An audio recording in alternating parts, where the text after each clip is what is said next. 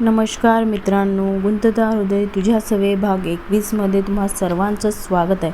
मागील भागात आपण बघितलं होते की ते सर्वजण पुण्यावरून मुंबईला परत आले आणि रियाचं भरभरून कौतुक करू लागले, पण मिनी मात्र तिच्यावर जळत होती.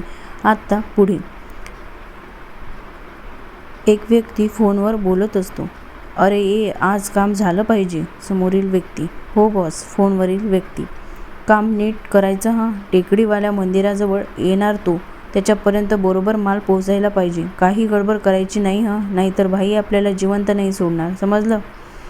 समोरील व्यक्ती, हो हो बॉस, पोचवतो नीट. भाईला नाराज नाही करणार आपण. फोनवरील व्यक्ती, फोटो पाठवतो तुला, त्याच्याच जवळ द्यायचं माल. समोरील व्यक्ती एवढं बोलून फोन कट करतो. लगेच त्याचा फोनवरील समोरील व्यक्तीचे फोटो पाठवलेला असतो. तो व्यक्ती फोटो बघतो. चलो रोहन शेठ, लगो काम पे, असं मनातच फोटो बघत तो बडबडतो. इकडे आज किती गोड दिसते माझं पिल्लू. हा घे डबा. कविताताई रियाचं कौतुक करत तिच्याकडे डबा देत बोलतात. अगं आई, आज संकष्टी आहे, विसरली का तू. रिया, अगं बाई, खरंच विसरले मी. थांब बाळा, मी पटकन साबुदाणा खिचडी बनवते तुझ्यासाठी. कविताताई, अगं नको, उशीर होईल मला, मी जाते. रिया, अगं तुझा उपवास आहे ना आज, दिवसभर उपाशी राहणार का. सॉरी गं, माझं लक्ष नाही राहिलं, नाही तर मी आधीच करून ठेवलं असतं. साबुदाणा भिजत रात्रीच घातला, पण सकाळी मात्र पार विसरून गेले मी तुझ्या उपवासाचं. कविताताई बोलत होत्या, सोबत त्या खिचडी पण बनवत होत्या.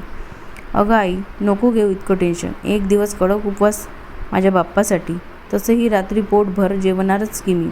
रिया आईला बरं वाटावं म्हणून बोलत होती. अगं झालंच बघ, वाफ आली की. कविताताई काळजीत बोलत होत्या.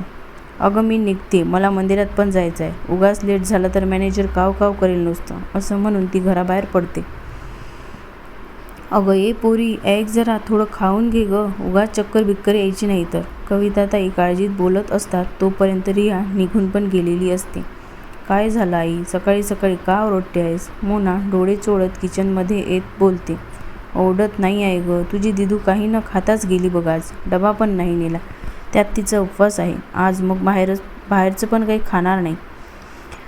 माझ्यामुळे बिचारी काही न खाता गेली, मीच विसरले. कविताताई काकुडतीने बोलत होत्या. बस एवढंच ना, एवढ्या गोष्टीचं केवढं टेन्शन घेतेस गं तू. ये आई, नको काळजी करूच, मी कॉलेजला जाताना तिचा डबा पोचून देईन, तू भरून ठेव. खुश ना आता, असं म्हणून मोना आईला मिठी मारून आईची पप्पी घेऊन निघून जाते. कविताताई डोळ्यांनीच हो म्हणून सांगते. माझी गदडी, जा पटकन फ्रेश हो. आलेच मी फ्रेश होऊन. मोना निघून जाते. कविताताई मग रियाचा डबा भरतात.